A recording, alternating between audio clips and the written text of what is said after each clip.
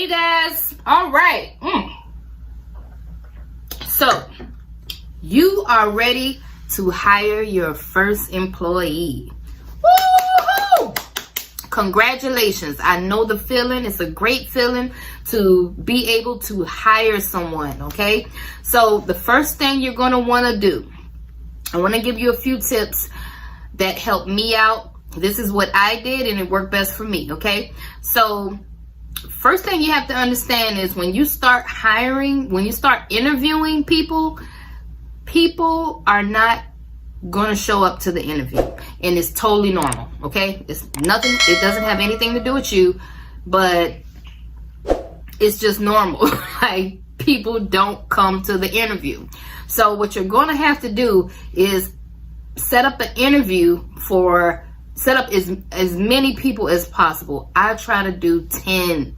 I try to set up 10 interviews, and what you need to do to avoid from wasting so much time is set it all at one time, a group interview. I messed up in the beginning because I used to do interviews one by one.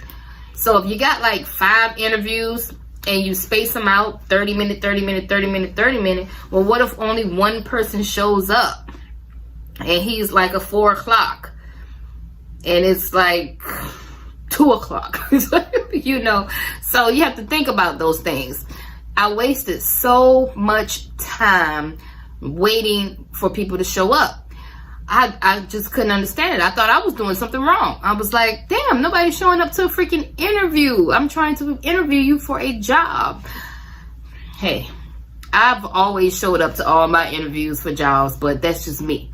Everybody's not like us, and you got to realize that we're living in 2020. We have a site called Indeed. Okay, and on Indeed, this is what I use to bring employees in. On Indeed, it's so freaking easy to apply for a job. People are literally laying in their bed, swiping, you know, no motivation at all, and that's why you have so many people that's just, you know, they kind of sort of want a job, you know what I mean? But it's just so easy to apply. It's not like it was back in the day when you had to walk and go fill out an application or catch a bus to a destination and sit down and fill out an application. You know, you don't have to put any effort in to apply for a job in 2020. It's so simple. It's so easy. People are swiping on their phone, pushing apply, apply, apply, apply, apply, and they happen to apply to your job. Okay, so the chances of you getting that, you know, all 10 people to show up is so slim. They're all not going to show. I'm here to tell you, okay?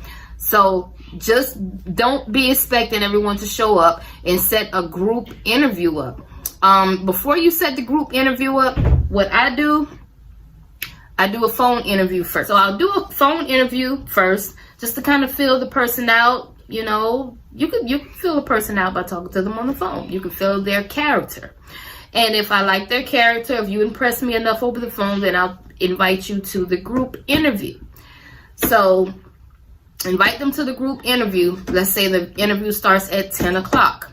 You got 10 people you're waiting on. 3 or 4 might show up, okay? I'm just saying. So be prepared for that. It's okay. Because I'll do all my interviews at the library, and I'll book a room in the library.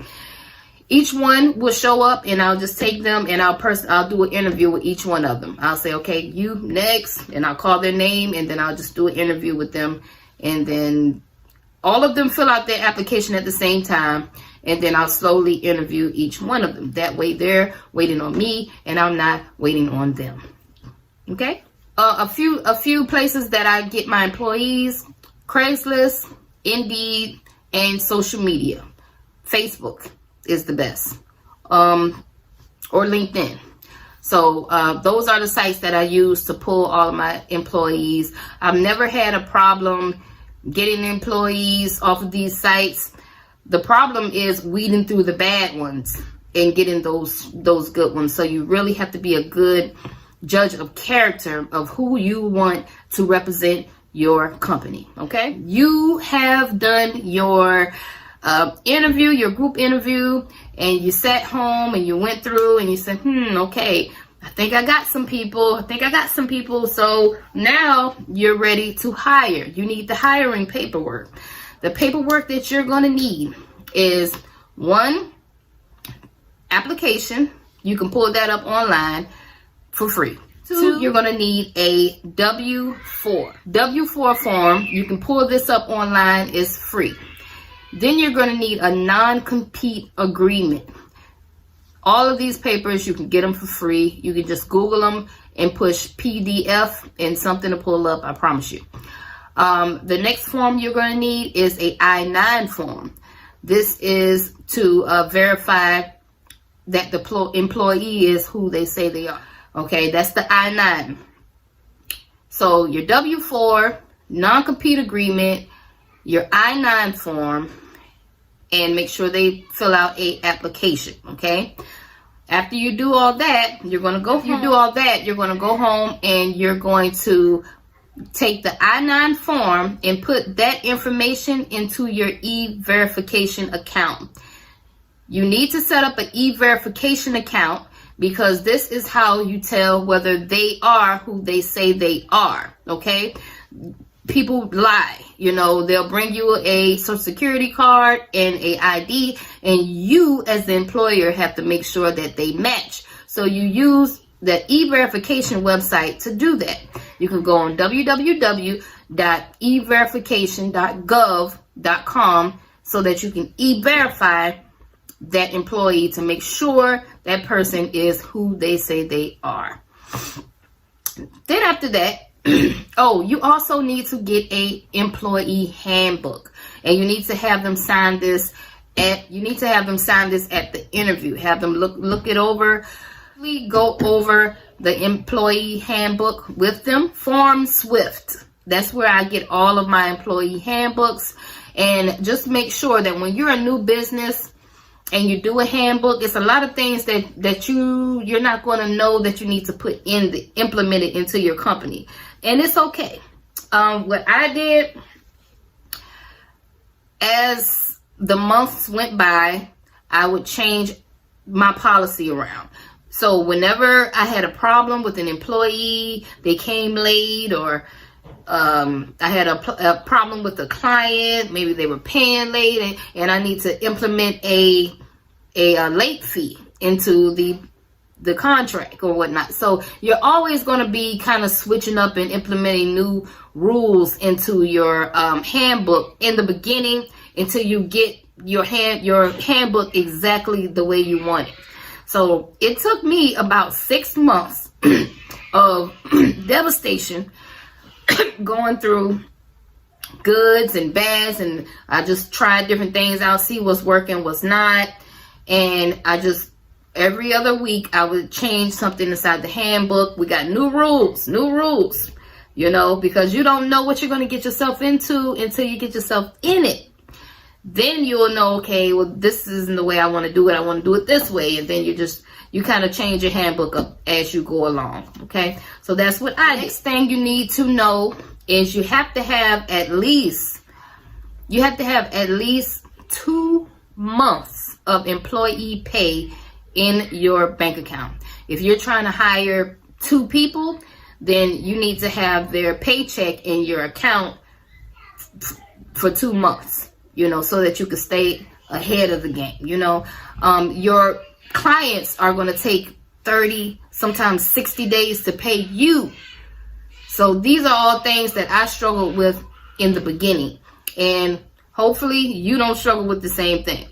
So just make sure that you have 2 months, at least 2 months of employee pay in your bank account before you hire your first employee. Always remember to do a background check.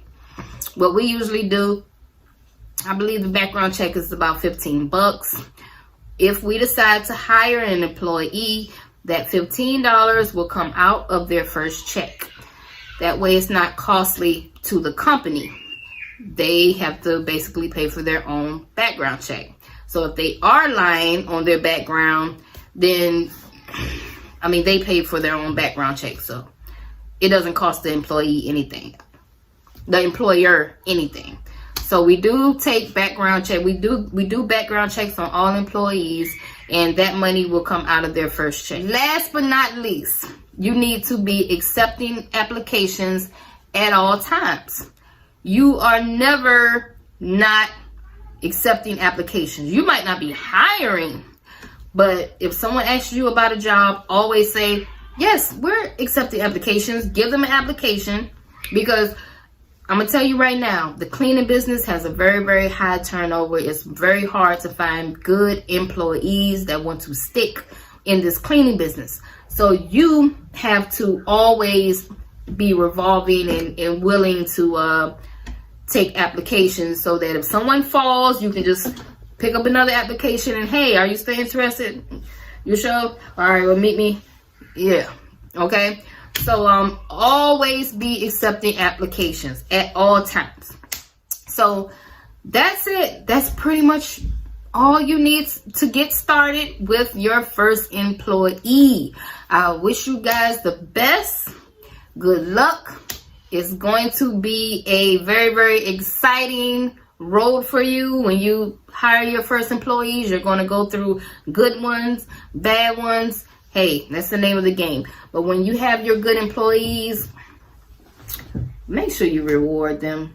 Make sure you make them feel comfortable. This is your company, and I always feel happy that someone even wants to work for my company. It just makes me feel so like, oh, you know what I mean? You could be anywhere else in the world, but you working for me. All right. So, you know, really, really, really like employee bonuses when you can, or maybe you can do awards. Make it fun for your employees. Don't make it so work, all about work. You know what I mean? If you can, I know it's hard because we do have to work. That's how this is how our business keeps going, because we have to work. But Christmas parties always work. Valentine's Day parties, just every now and then show your employees a little bit of appreciation. Okay. All right. So that's all I got for you guys today. I hope I was able to help someone out. Make sure you like, comment, subscribe, and I'll see you guys on the next video.